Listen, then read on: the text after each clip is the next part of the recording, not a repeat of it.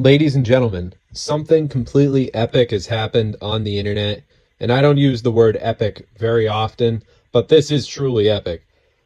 Sam Hyde is now surpassing H3H3 on Google Analytics.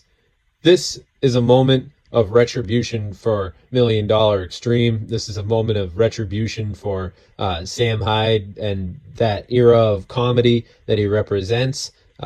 That entire side of the internet that's rallied around Sam Hyde's victory, victory with his fight, this entire vindication of that sense of humor. Very, very amazing to see the success story that is Sam Hyde, and interesting to see how he's been able to move his online content creator success into the fighting world, and his entire persona has been able to morph and mesh with the Conor McGregor sort of high energy sort of thing that we've seen before in society, but we didn't see from the realm that Sam Hyde originally brought it to the fray from the Adult Swim sort of thing. You know, people don't understand the advanced brain and the sort of project that this career is so different than every other comedian. I mean, you look at like a classic comedian career like Rob Schneider, you know, he's on SNL. You could track the entire comedian's career, and then they're in movies. But the way Sam Hyde's career went is he went on Adult Swim, and then all of a sudden he's this underground internet icon. You could really only exist in the internet age, but that's not the point of this video. The point of this video is we'll make a video talking about the career of Sam Hyde in the future, because I could go on for days about it. But the point is that H3H3 sort of made his bag on stealing Sam Hyde's swag. You know, H3H3 made his bag on stealing Sam Hyde's swag. Hashtag that, you know, send that to H3H3. But now Sam Hyde is defeating H3H3 in popularity. In terms of popularity, what was at one point unthinkable, because H3H3 has fallen off tremendously. I mean, nobody cares about H3H3.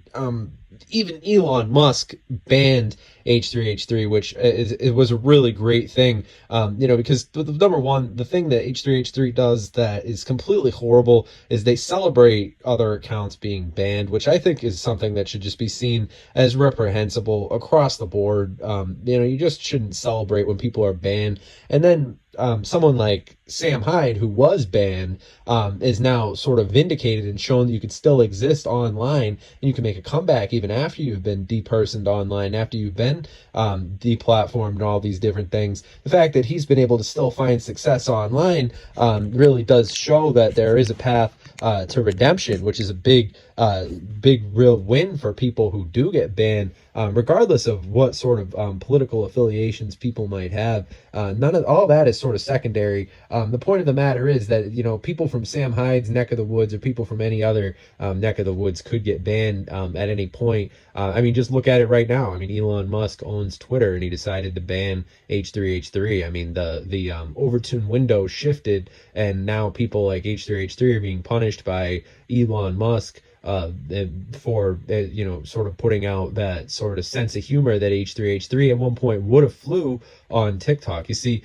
I mean, on other old social media platforms like Twitter is what I meant. So let's look at this situation logically. For those of you who are unaware of exactly what happened involving H3H3 getting banned off of Twitter. So Ethan Klein did such a Twitter joke, like such a bad Twitter joke, where what he did was he changed his Twitter profile picture to a picture of Elon Musk. Like, just a lame Twitter joke, which would have flew in with the old Twitter algorithm. It would have been like funny, haha, you know, lame, nobody cares sort of Twitter joke. You know, Ethan gets his bag, gets his internet impressions, gets his attention, you know, sort of thing. Lowbrow comedy. But Elon Musk is like, I'm gonna get the last laugh, and he pulls the switch, and he bans H3H3 for this bad joke. For just all he did was change his profile picture to Elon Musk. Elon's like, I'm gonna do you one better, and he bans H3H3. That's totally funny. That's ironic, because H3H3 is like this corny, like wannabe Jimmy Fallon sort of just like lowbrow comedian, completely just washed, wasn't even really there, never really had his moment to begin with. But people like liked him for some reason back when the internet was a different place, but that day's long and gone. And now it's just sickening to see him sort of riding the wave that he once had. And, it's really quite hilarious to see the realism of the modern internet sort of, even if it is sort of just like a small win, and H3H3 probably doesn't give a shit that they got banned on Twitter. And I mean, I don't really have many opinions, personal opinions about these content creators, who they are as people. I mean, who knows what these people are as people, but as symbols, known as sort of just like on the information superhighway, and sort of how words have in actions and deeds speak louder than who a person is or anything like that.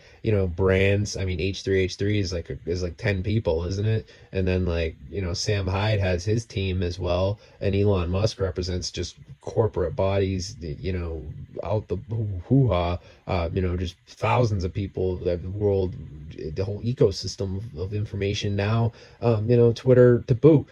So we see these different things happening. We look around at the different ecosystems and how they've been evolving. The old algorithms of yesteryear on YouTube that made it possible for somebody like H3H3 to get to his current platform. And I think that in the back of his mind, I have a sense that H3H3 was like, I think that he was at one point like giddy or happy to see the algorithms changing to sort of like only promote mainstream content, because he knew that he had made it past that barrier. I think that at one point he knew that he'd gone over. He made it past. He'd crossed the Rubicon in that sense. That I think at one point he knew that he was a priority creator, and he was thinking that he was beyond criticism. And I think that he was sort of relishing in that fact, and the fact that he was on the right side of the money.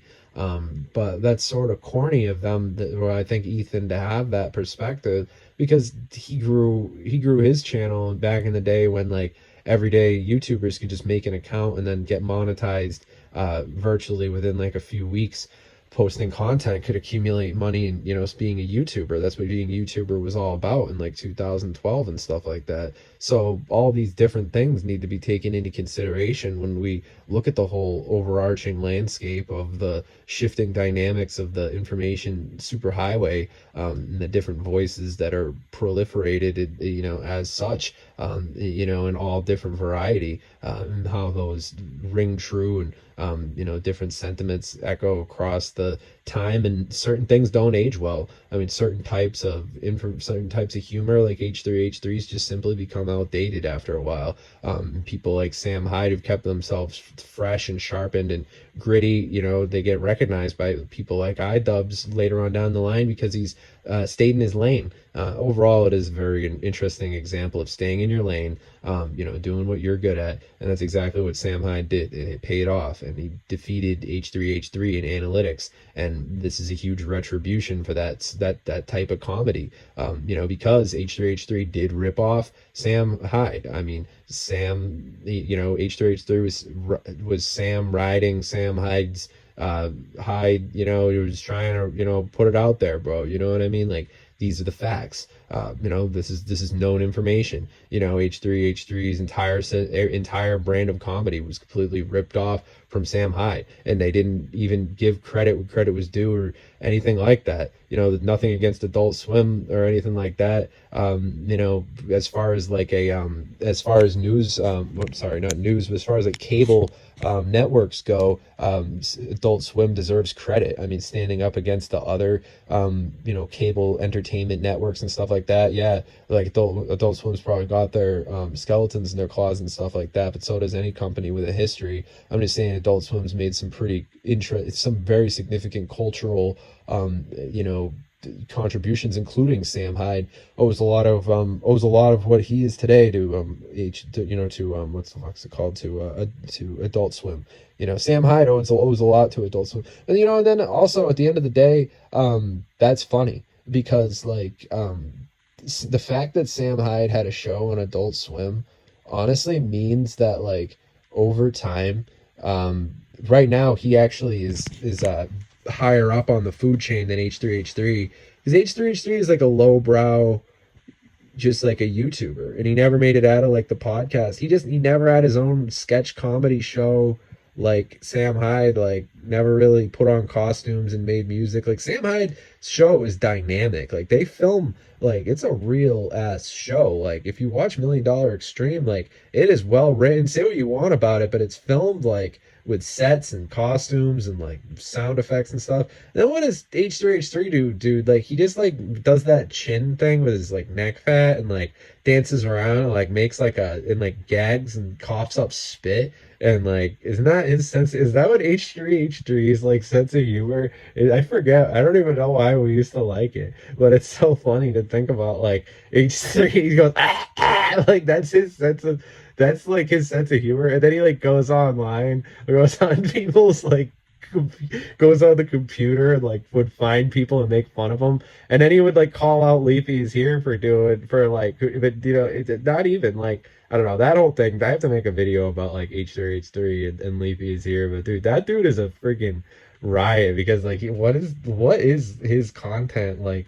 It's just like weird, like cringe, like it's like the word moist. Like that's what H3H3's content was. It was just like making people feel cringy. And he was, dude. He rose up during the he was that. He rose up during the cringe compilation era. If you all remember the early days of H3H3, cringe compilations and all those sort of things, Vine compilations were big back then. And then that's sort of where they plucked out a lot of their commentary content. And you know, those old cringe videos all got circulated through the different content creators, regurgitated, got old, you know, the jokes got stale, and then people had to move on. Then that's when we started to see like Instagram. I'll do a whole, I'll make a Buster Friendly's history of the internet, you know, or just my assessment of it. That I think that'll be an interesting video for me to make, and I'll play it on repeat as like a live video on my page, so people, you know, I'll just sit here. I'll take the time to do that. But yeah, no, but this is an important chapter in that, so I'll probably include this audio, just throw it in there, just so you all understand the evolution of these different things. This also does include, you know, we have to include the iDub sort of revisiting Sam Hyde, and then of course how he was ingenious to implant all the things that he was going to do in the future as like Easter eggs in the iDubbbz video. And shout out to iDubbbz. I gotta make a video about iDubbbz too in the future, and how, you know, he put Sam Hyde on. You know, he didn't have to put him in his boxing thing. That there was no that you know, even the drama that they made of like the controversy of like, whoa, is he gonna let him in or not? Like that whole thing actually served to help Sam too. So I think I have a theory that Sam Hyde, well, no, that iDubbbz. I mean, it's plain out in the open, plain as day, that iDubbbz is helping Sam Hyde. But I'm gonna make a video talking about how I think that it's more than we just see. But I think that it's plain as day that iDubbbz understands what I'm talking about, because it's relevant to bring up iDubbbz right now, because he really did give Sam Hyde a lot of that second wind and a lot of that sort of blue chip verified content creator recognition by going out of his way to make that documentary about him, which was really awesome. And Sam Hyde really did a great opportunity. You know, he made the best of that opportunity. He made a really great piece of content with iDubbbz. I respect the iDubbbz for making that video, because for dropping that when doing that project with Sam Hyde, and it really did give Sam Hyde that momentum. Same thing with the burger guy, you know, who did the workout thing with Sam Hyde. You know, all those things were valid things for his for the dude's momentum, and then just him as a symbol for Sam Hyde to be able to be pushed up and then brought up and risen up to the level where he overtook H3H3 was certainly a victory for the side of the internet.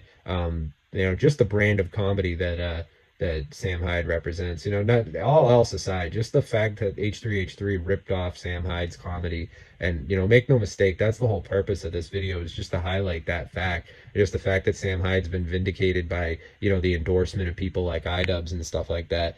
Really great to see what's been going on with the internet right now. You know, really awesome to watch how a lot of these, and especially, you know, and on top of that, we got like Elon Musk like acquiring Twitter, which is pretty interesting, just shaking things up, you know, giving a lot of those content creators who are at one point banned an opportunity to come they'll use the platforms and stuff like that. And Sam Hyde's career is a perfect example of how somebody could be banned at one point, but then it basically it made him even better because he never really got exposed to that, like, that sort of bland YouTube content creator thing until later.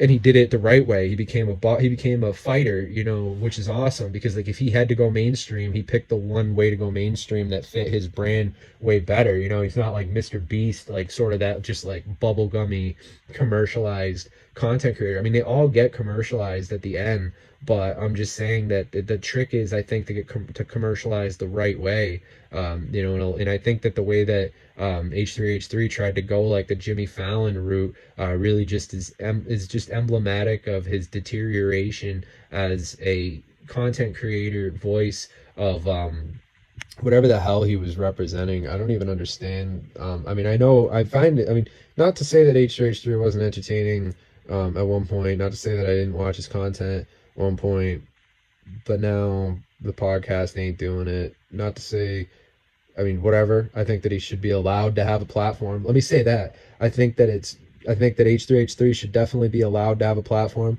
I think it's hilarious that he got himself banned on Twitter. Elon Musk can do whatever he wants because it's his platform. But I think that everybody should, and I disagree with Elon Musk banning H3H3 on Twitter too. Let me put that out there. Let me say I think it's hilarious.